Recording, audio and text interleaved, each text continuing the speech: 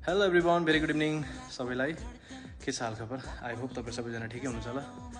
र गाइस, आजको वर्कआउट चाहिँ भयो अलिकति रनिङ, स्किपिङ, रोप जम्पिङ, पुसअप, चिनअप, सिटअप, त्यही हो, केही एक्स्ट्राअर्डिनरी छैन। सिम्पल चिज फलो गर्छु आफ्नो फिटनेस मेन्टेन गर्नु लागि, तर धेरै सालदेखि गरिरहेको छु, कन्सिस्टेन्सी राखेको छु। त्यही भएकोले नै फिटनेसको लागि वर्कआउट गर्न सकिरहेको छ, राम्रोसँगले स्टेबल भइरहेको छ।